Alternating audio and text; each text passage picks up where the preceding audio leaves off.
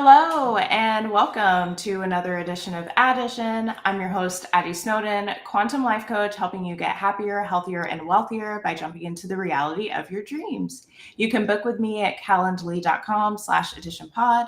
The QR code on the live stream and the show notes in the podcast have a link to my website where you can learn more about me. And before I get into today's amazing episode, go ahead and like and share this video, follow or subscribe if you aren't already.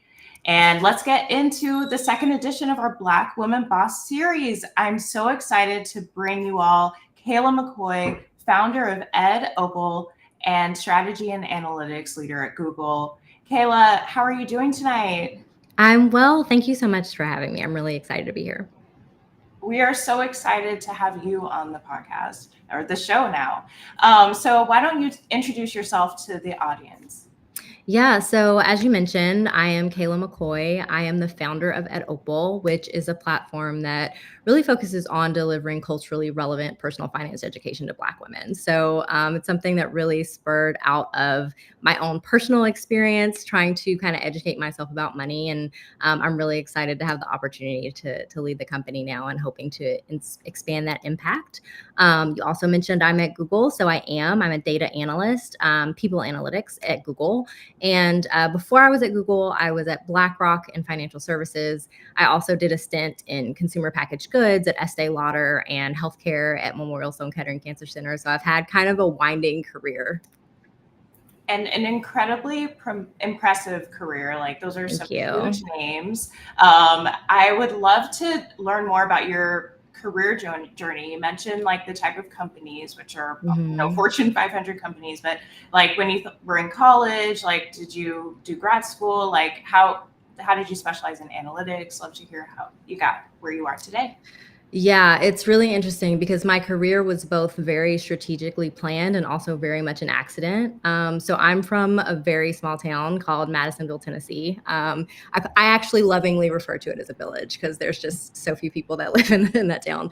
But I went to Spelman College, and that was kind of my first bout of exposure toward any kind of career opportunity. You know, growing up in Madisonville, a lot of the jobs are very like blue collar, which is perfectly fine. Like we obviously need those roles, but I didn't know really. And I was kind of on the precipice of that timeline before tech became a big boom.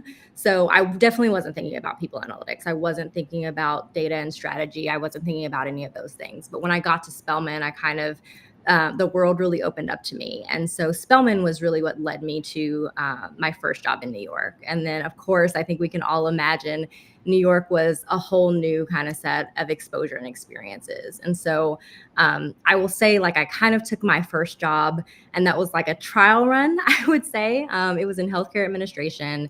I had majored in biology because I thought I might have wanted to be a doctor. But, you know, I knew pretty quickly that that role wasn't going to be a long-term fit for me. There were just other things that I wanted to do. And so I stayed at Sloan Kettering for about 2 years, and that was really kind of a great leadership preparation program, essentially, because you had to really learn leadership and maturity just really quickly in that environment. You're dealing with, sometimes terminal patients and their families, and it was very, emotionally draining. And so there was a lot that went into knowing how to navigate that environment. And then oddly enough, shortly after, my own mom was diagnosed with cancer. And so I moved home and decided to be a caretaker. And then I hopped back into my career after that. Wow. Like, I am so impressed and taken aback by your story. Like, going from small town Tennessee to Atlanta, Georgia, which is a bigger town, but still not New York City, then to New York, and then completely dominating corporate. Like, we'll get into obstacles later, but some people, their experience being in a smaller town, that can be limiting for them. So to see how far you've come without exposure until college is truly amazing and impressive. So thank you. And also, what an example to take time to prioritize family and taking care of your mom over career. I think a lot of people, feel pressure to focus on their career, through their 20s and 30s and feel like they're going to be behind if they take a break. And so I'm just so happy that you shared that you did take that break and prioritize what was important, which was taking care of your mom. So wow, Yeah. truly And amazing. I'm gonna be honest, I definitely fell behind.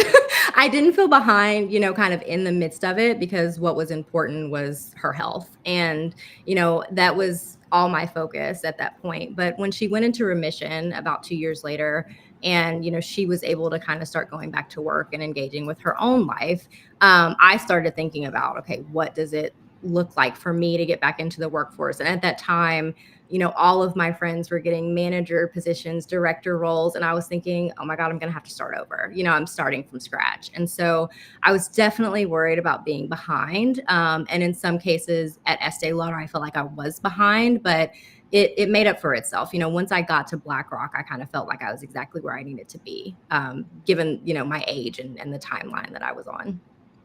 Yeah, amazing. Because it's like we don't always move at the same speed, and we take a break, we can accelerate. Yeah. So that's I'm glad. Obviously, it worked out for you, and I'm sure is an inspiration to someone out there just to hear that. Okay, so after you have now climbed the corporate ladder, rebounded, you're at Google. What made you to decide to pursue entrepreneurship in addition to a 9 to 5? And Yeah. I want to mention what something that we connected on. You were involved in like the venture capital, Mhm. community at Google and those networks. So like I saw that desire for entrepreneurship in you, and so Yeah. I'm just so excited to hear like what flipped that switch for you.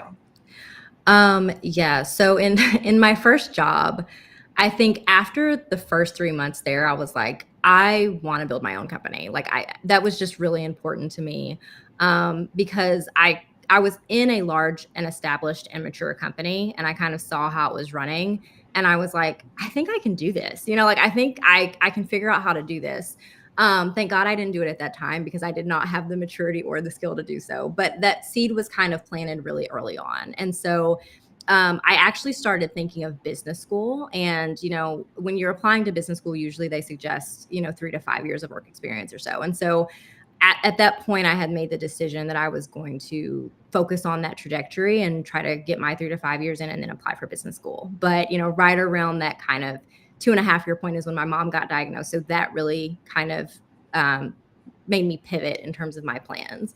But I think that my interest in entrepreneurship was probably always there. Kind of, I think stereotypically I was the kid whose favorite game was Monopoly. Like I was just kind of always really interested in business, and I just thought it was fun. I thought it was fun to create something brand new in the world and have people react to it and respond to it, and then grow it in the direction that, you see fit or your partner see fit. So I think I always really had that interest. And, luckily I've been at organizations like Google and BlackRock that, really, strong organizations, mature organizations, but relatively young, like it's not Walmart or GE. It's like companies that are on kind of this innovation curve. And so I've had the opportunity to be in really innovative cultures. And so I wanted to really understand entrepreneurship holistically, which is what drove me to VC, right? Because when you're a founder, sometimes you're looking to raise if you're not looking to bootstrap. And so I really wanted to understand from investor's perspective, what does it look like to evaluate a company? What does a company success metric look like? So that's kind of how I got into venture capital. And it definitely was, something that I think accelerated my understanding of entrepreneurship and really how to build a solid foundation around the company.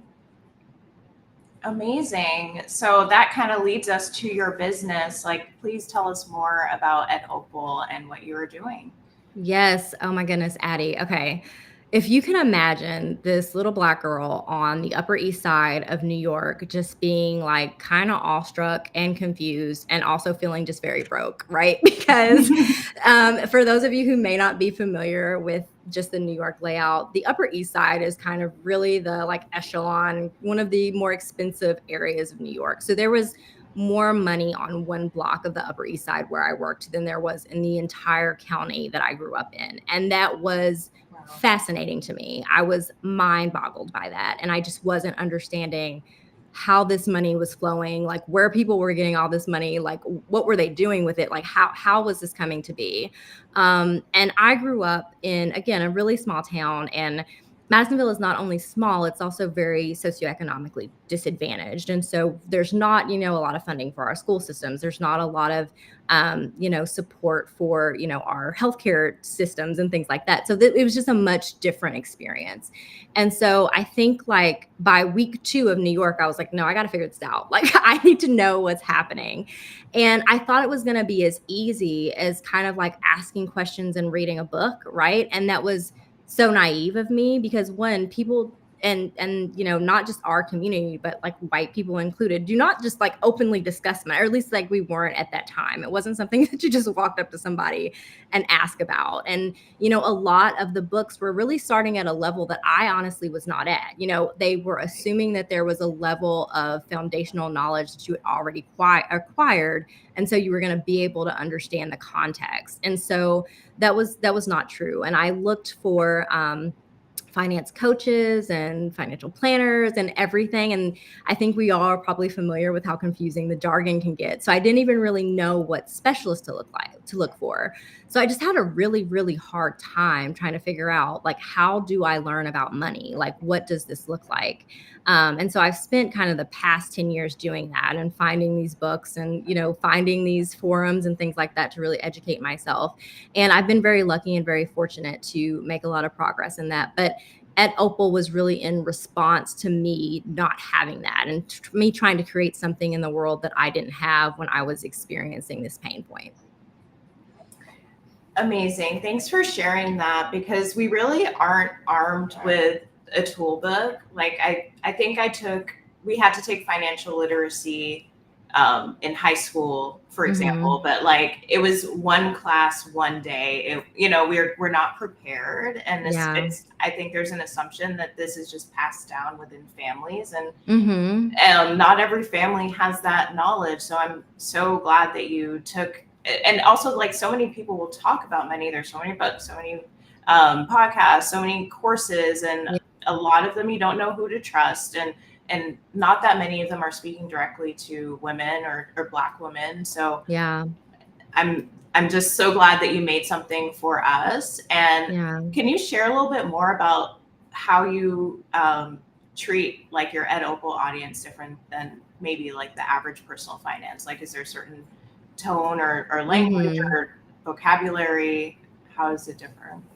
Yeah, I mean, I think you kind of hit the nail on the head when you said it's not a lot of voices out there that kind of speak directly to us. And when I was doing my research, that was the constant feedback, right? Like Black women everywhere were like, I am not being spoken to based on my unique needs and my unique experiences.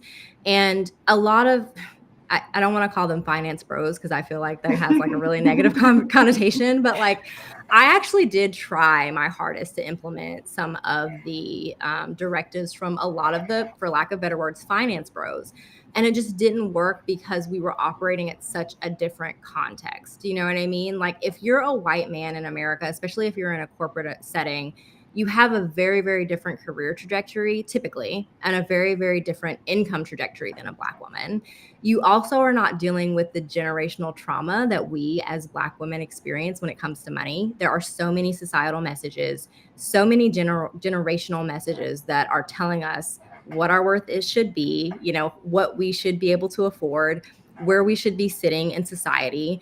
And I had to work through a lot of kind of that trauma and messaging myself when I was, experiencing my own journey. So one of the things that was really hard for me when I started making money, and I found this to be true for a lot of Black women, is that you start making this money and you're like, oh shit, like, is this real? Like, what do I do with this? Where do I put this? Or another common thing is like, it's never going to be enough, or I'm never going to have enough, or I can lose this at any moment. Right. And I think I think about this a lot. I had a conversation a few months ago with a Black woman who was like, I know that this feeling that somebody could take this from me or I could lose this tomorrow is not logical based on like the status of where I am in my company, based on like how much I'm making, based on what my savings is. Like I should not be so terrified that I could lose this overnight, but I am. Like that's a big fear.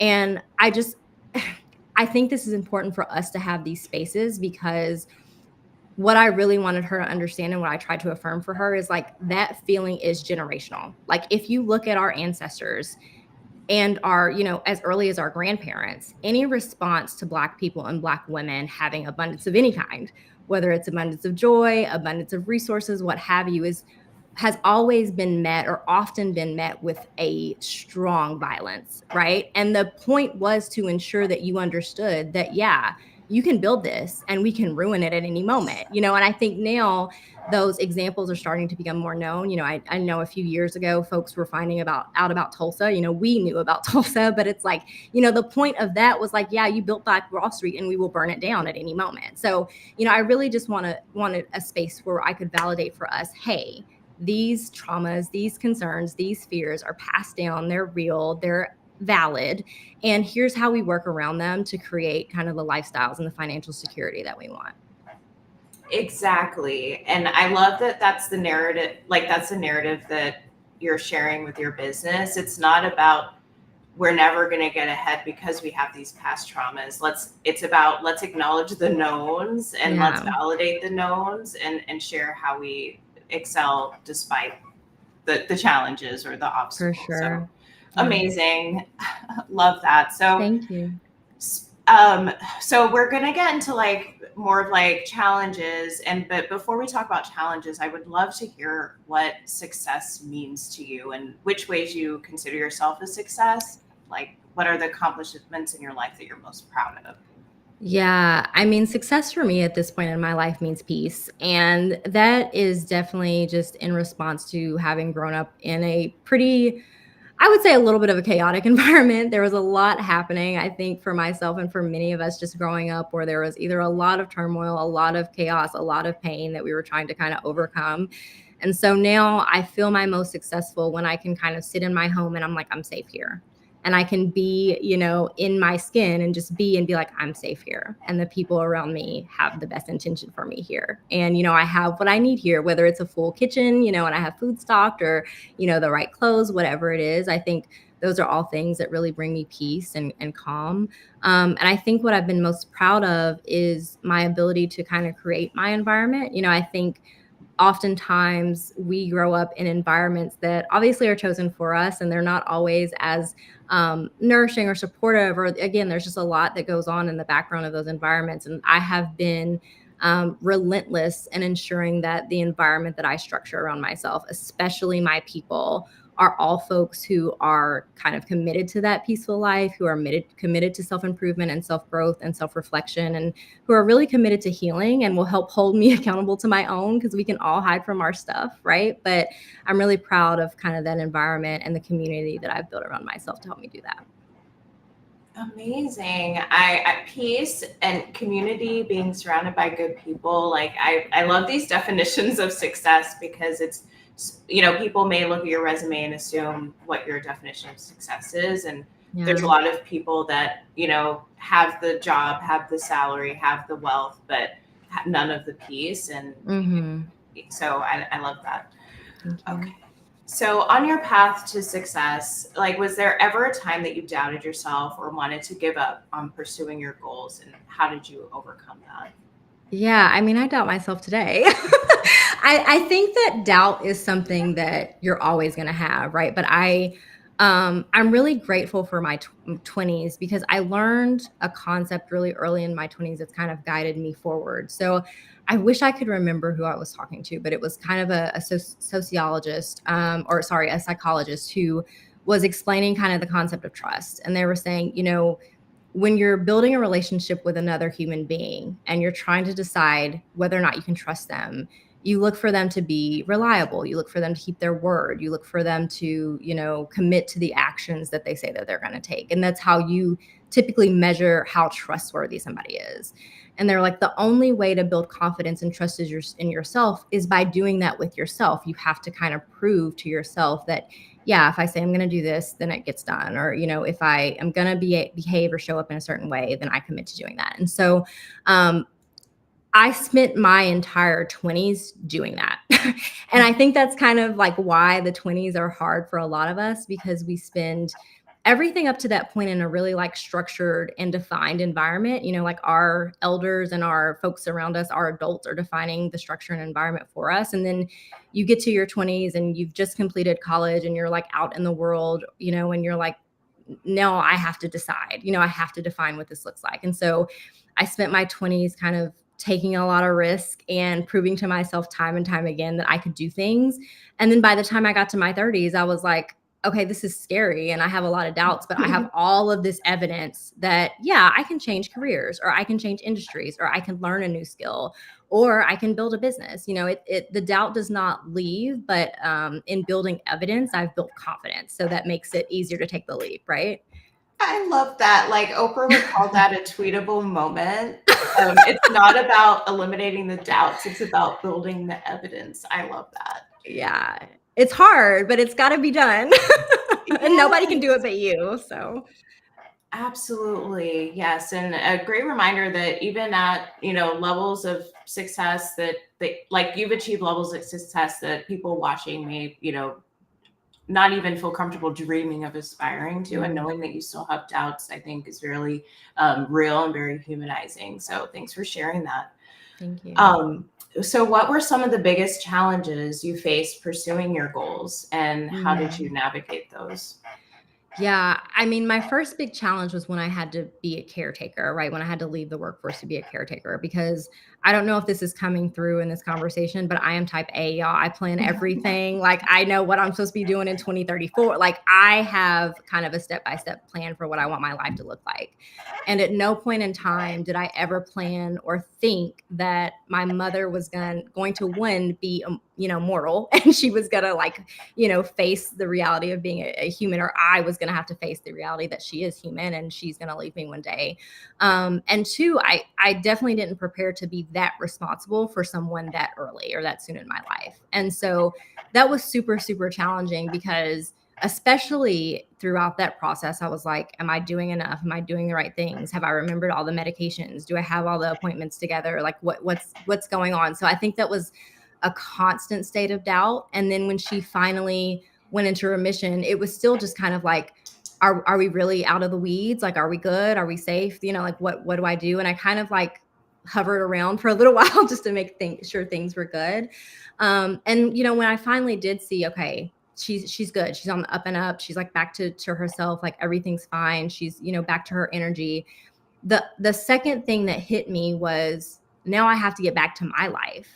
And that was really hard, because I didn't know what my life was supposed to look like after that. I had this whole vision before that, and where I thought I would be by now.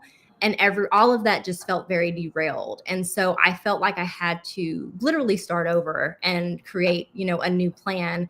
And I don't like doing that. When I have a plan, I want that plan to be, executed. And so I didn't really know where to pick up the pieces from there. And so I kind of just went into action mode and was like, okay, well, let me just take steps and see where that lands. And so that was a real challenge for me. Because I got into the workforce, and unfortunately my first job right after that was terrible. I had a manager that didn't want to pay me. Like it was the worst. It was like the worst thing I could have stepped into right after a traumatic situation. So then I was questioning, my professional ability, right? Because all of my friends are getting these manager and director roles, and now I'm kind of starting over at the bottom, and I'm trying to figure out why, am I not as smart as I thought I was? Like, why am I not good at this job? Why does this manager hate me? So those things were really challenging. And that was probably some of the darkest 4 years of my life, until I kind of got out of those situations and ended up at BlackRock, where I felt like I kind of found my first professional family. But it was really a challenge, because it was so much unknown, and so much not just unknown about what the next step is, but unknown about who am I? Like, what am I good at? Like, I thought I would be this person and I'm not. So how do I figure out, who I want to be now? Yeah, no, I could see how that could be really challenging, especially as a planner and everything, and has worked according to plan, to get a curveball and to bounce back. Like that's part of, being type A in some level, like knowing how to reinvent yourself and building that muscle of adjusting to change. So, what kept you going? I've totally been there, where I'm looking around at my peers and I'm like, wait, you guys are all at these big name companies and I'm at this, no name company. Like I deeply resonate with that feeling. Like, what kept you going? What made you believe in yourself that you deserved that BlackRock, that Google position? I don't know if I believed in myself all the time, but I think what kept me going was I didn't feel like I had another choice. It's like you either keep going or you stop. You know what I Yeah. mean? Like you keep going or you settle. And one thing that my mom has always said about me, it's really funny. She's like, this girl does not settle. She knows what she wants and she's not going to negotiate it. And so if you want to convince her one way or the other, you got to get her before she makes up her mind, because once she makes up her mind, that's it. And so I knew kind of like when I started in that role at Estee Lauder that wasn't the best, I knew that I was not going to stop there. Absolutely not. Like I was going to have to find something that made more sense. And so I kind of set with myself and I was like, what do I need? Like, what do I really want to be doing right now? And I just put out feelers, right? Like I didn't know where I was going to land, but I just kind of looked at stuff and took, opportunities to interview and like networked around. And I did find another role inside Estee Lauder that was far better. I had a far better manager, a far better team. I enjoyed the work a lot more, and it aligned with kind of the data analytics path that I wanted to be on.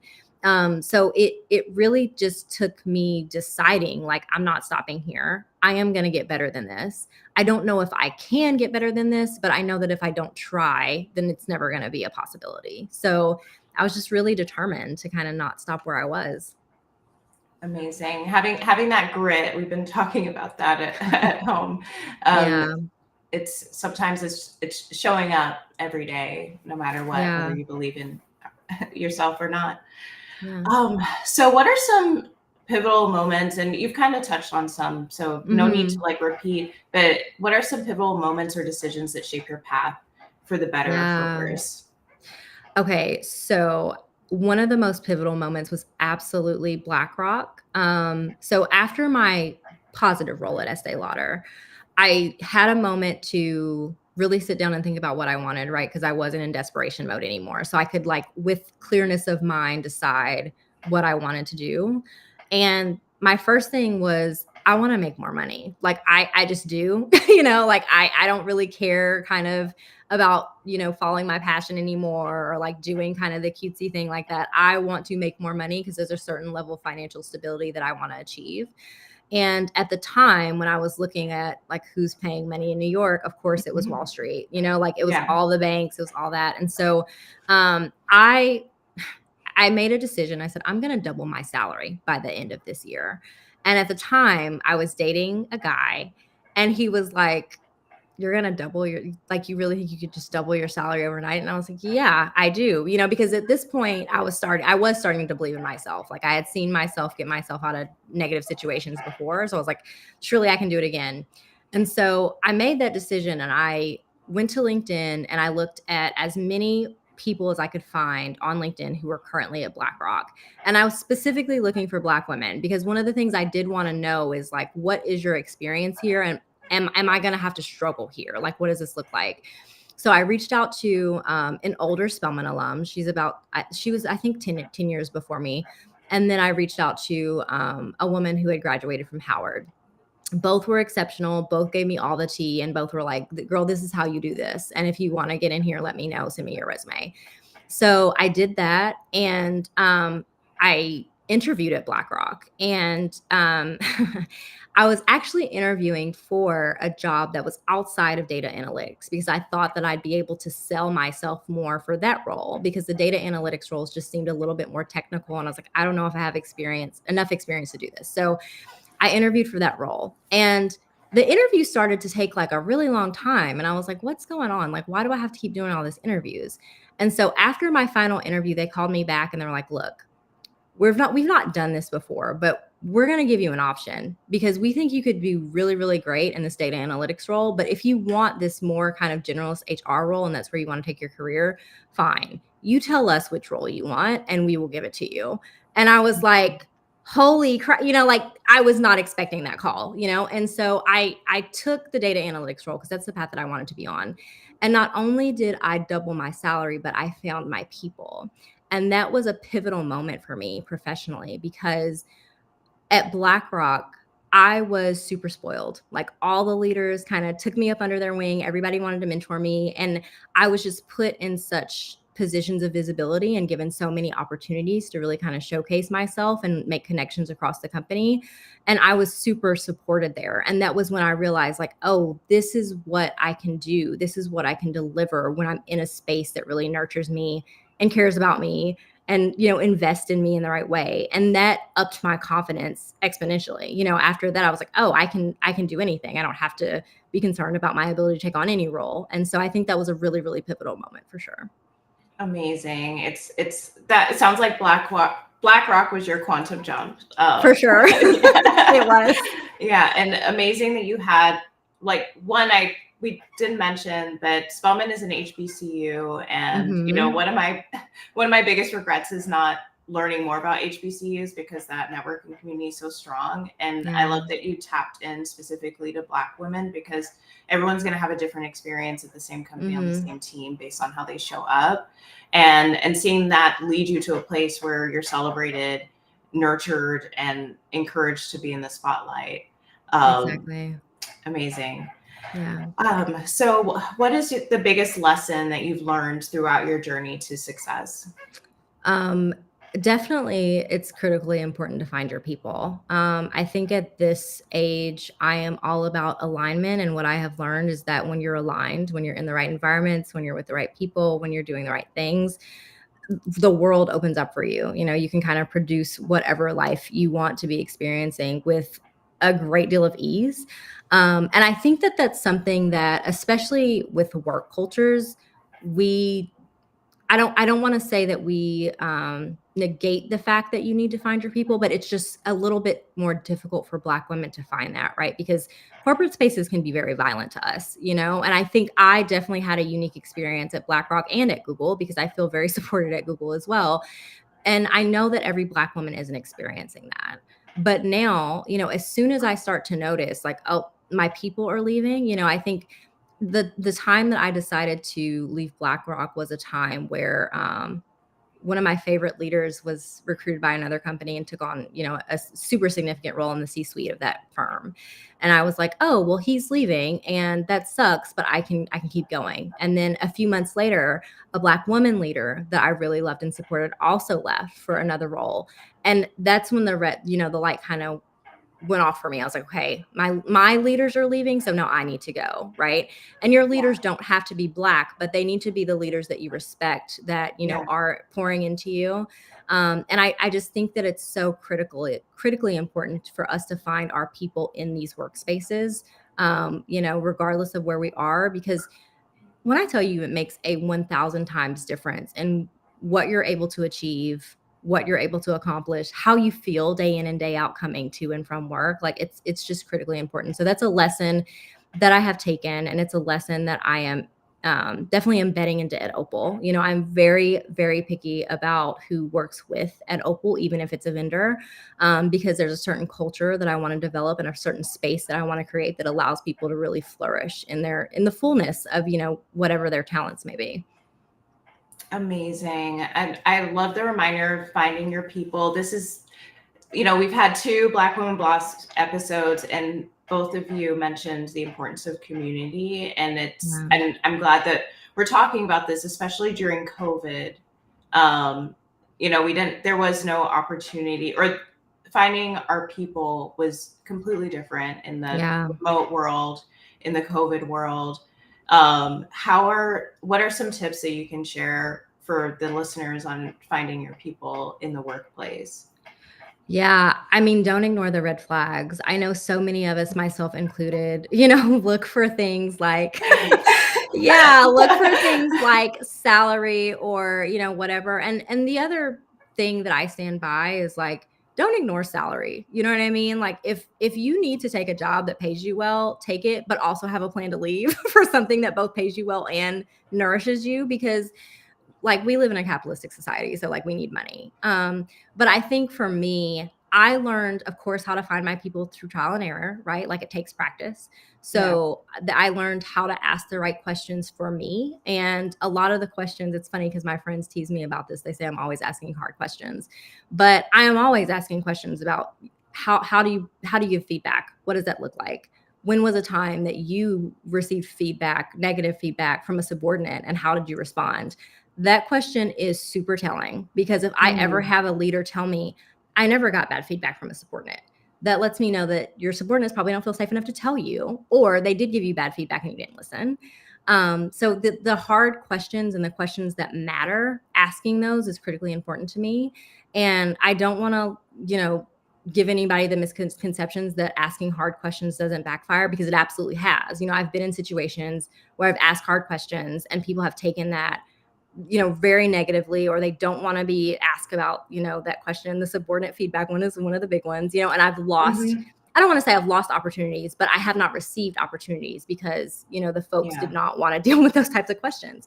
But that meant that the environment was not going to be healthy for me. It was probably going to be toxic for me. So I think really taking the time to figure out, what is it do you need? Do you need to be given feedback in a certain way? Do you need to be in a culture where appreciation is shown, and how often? Like what is it that you need? And then be willing to ask those questions to the folks in the environment before you kind of embed yourself in it, because usually people will tell you who they are if you give them the opportunity.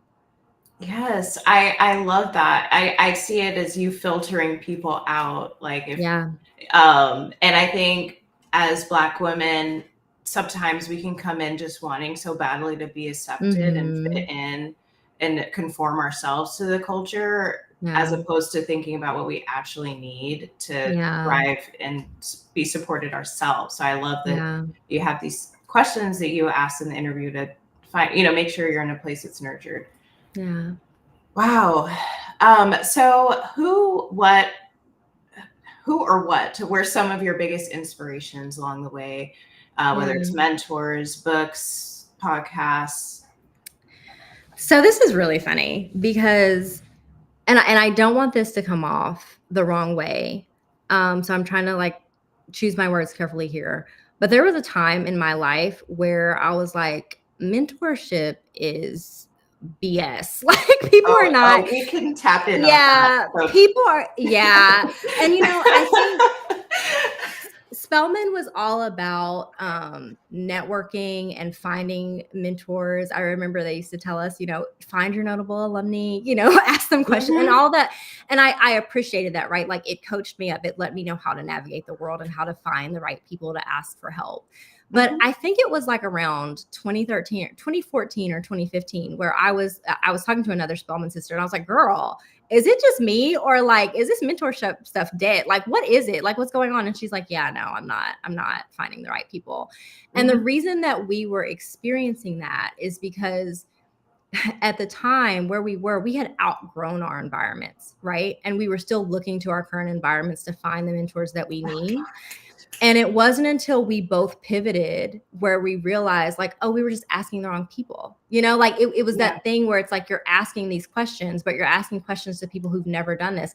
So for instance, when I really started to try to, take a keen interest into entrepreneurship, right after I got back into the workforce, I was asking executives at these big companies and CEOs in these big companies, how do I do this? How do I start a business? How do I do that? And all they wanted to talk to me about was climbing the corporate ladder. And I was like, well, yeah, no, I get that. Y'all have coached me on that part. I've been through all these leadership programs. I know what it looks like to climb the ladder. And I was just like, why is nobody really helping me figure out what I need? And so I had to completely change my network and the industries with which I was operating. And it wasn't until I did that where I started finding other founders or other venture capitalists or people who could give me really practical and applicable feedback around, if you want to build a business by yourself and if you want to do it at scale, this is how you do it, but I was asking people who had never done that before. And so it was really hard for them to answer that question. And I also may have been asking the wrong questions, right? There were times where I didn't always know how to articulate what I wanted to do. But I think it's so critical to find the right people. And again, that takes practice too, everything in life takes practice, but, I was kind of over mentorship at one point in time, but I will say that I have found good mentors now in terms of entrepreneurship. Well, that's great. I call it going to the hardware store for milk when we're asking just the right questions to the wrong people. Recently I decided that mentorship wasn't for me because I was immediately putting myself in a subordinate position to someone who Yes. I had no idea how they even got to where they are. Right. And I was Exactly. putting them on a pedestal that I may not have needed to do. So Right. I'm totally with you on mentorship. Yeah, Sponsorship is the new buzzword. Do you believe in for sure. sponsorship? So I don't believe they should be different. I think if you're willing to Right. mentor somebody, why would you not be willing to sponsor them? Like, I think that it's, and I think we can talk about this on this podcast, edit it out if we can't, but I think that this mentorship versus sponsorship was really kind of a cop out for white people in Yeah. power to not have to like give up power or position people of color for opportunities, because I am a mentor now. Like I actively take time Mhm. to support like the younger generation. And when I notice that there's someone that I'm mentoring that I would not be willing to, provide a sponsorship or a recommendation for, I let them know that at that point, and I'm like, hey, if you want me to be putting you in front of these people, I need you to step it up in this way. And it's like, Mhm. why would Yeah. all mentors not do that? You know what I mean? Because it's Yeah. sometimes people really don't know what they're missing. They wouldn't be asking you the questions if they had the answers. So I Yeah. just don't think that they should be different. I think that if you're gonna be a mentor, then you should take the responsibility of getting that person into a position where you feel comfortable enough putting Yes. them into these spaces, because otherwise, what good are you? I'm so glad you talked about that because it really was a mentor is the answer. And then whenever we ask the mentor to action on their support, it's like, oh, I can't do that. And I Yeah. 100% agree with the whole it being a cop out. And I also find that it's something that like disadvantaged groups are always encouraged to do in a way that like Yeah. majority groups are not encouraged to do. So I'm Exactly. with you. You heard it here first. Question mentorship. Um, Yeah. okay, so looking ahead, what are your goals for the future and what impact do you hope to make? I obviously hope to get Ed Opal to a point where I'm working on that full time. Like I really believe that that is my life. If not my life, then like a large season of my life's work. It's something that I've been so passionate about for a really long time. And in terms of the impact, one of the most important stories that I have from Ed Opal was before it was actually Ed Opal. So before that, it was kind of a small group learning session, like where we have like a small cohort of folks. And one of the women who participated in the cohort came back to me sometime later, and she had been supporting her sister, helping her sister, who's a single mom. And she's like, yeah, like I learned all this stuff in this cohort. I was able to like teach my sister, and like we got a budget together, and she's got so and so ready to go to school now, and like she was just so excited. And I could tell that it was really um a moment of like peace, not just peace, but empowerment, where it's like, okay, I can take this and teach it to somebody else, and I can help somebody that I care about. And that was actually what made me decide to build Ed Opal into a company, because I've always felt that I don't believe in legacy. Like, I don't really care what people think about me after I'm dead. I'm going to be dead. So like, whatever. I've always felt that like my impact should be one that can be sustained without me. And so if I can help somebody go off into the world and help the people that they care about and go to their communities and help their communities in a really authentic way, in a way that I could never do, right? Because I'm not in those communities, then that's what I should be doing. Like that's the impact I want to be making. And that's what I want to do with Ed Opal. I don't intend to build Ed Opal as something where people have to be there, have these lessons throughout their life. I hope that they come and they build their knowledge, and then they go out into the world and they teach their own kids or their own siblings or whomever. I want them to be able to do it without me. And I just, I'm trying to create the space where, they can begin that journey. So that's the impact that I want to have. I want it to be sustained without me. I want it to go beyond me. And at some point, we will exist in a world where Ed Opal is no longer needed. Wow, what an amazing impact. I think your take on legacy is interesting, but to have that continuing impact Yeah. is really cool. So I did get questions. Okay. So we're going to answer a few questions from the chat. So someone from LinkedIn asked, what specific skills did you acquire to become a people analyst? Yeah. Okay. So there's so many different things, so many different skills that you can acquire to be a people analyst. So my path is not the end all be all. You can do this a lot of different ways. But when I took my good job at Estee Lauder, I expressed that I was really interested in this work, right? And so I took a few kind of like online data analytics courses, and then I went to my boss and I was like, "Hey, General Assembly is having like this, 6 whatever the length of the program was at the time, all around data science. You learn Python, you learn some of the other things. And I really want to do this. I think it would make me a better employee." And she was like, "Yeah, go for it. We'll pay for it." And so I took this General Assembly course at night for a few months, and learned some of those coding languages so that I could learn how to better kind of wrangle and clean, and gain insights from data. And then from there, everything else I learned was on the job. So when I took the role at BlackRock, all of that work and all of that upskilling really happened in my day to day, where I had to kind of teach myself, okay, I'm in this unique situation. Like, what's the right scripting to write for this? And the same with Google. And I think that's true for all of us that work at Google, right? Because everything in Google is pretty much built by Google. So like, you don't have your typical kind of SQL platform. You have a Google specific platform where you write SQL, but you have to learn the Google platform. So a lot of the work was on the job, but there's a lot of courses out there now, that offer the opportunity to really upskill yourself with data and analytics. And I think I would just be mindful, if you're looking to go on this path, kind of what direction you want to go. So you can also take, the HR route like I did. You can be in product. There's all these different spaces that you can be in, and they really demand a different skill set.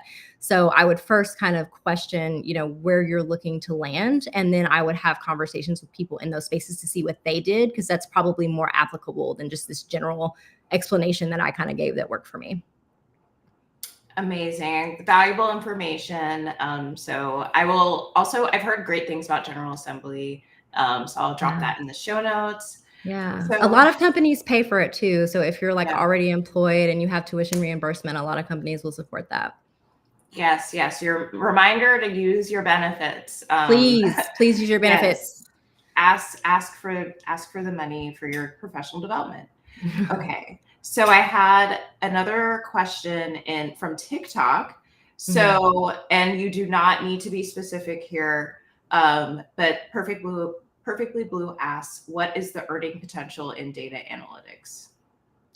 Oh, yeah. So that's going to depend on your industry. That's going to depend on kind of where you are. So, for instance, if you're in product, you're probably going to make more than HR. And that has a lot to do with the fact that product is a revenue generating function. So they bring in money to the business, whereas HR is more like, kind of logistical and stabilizing the business and things like that. So it really depends.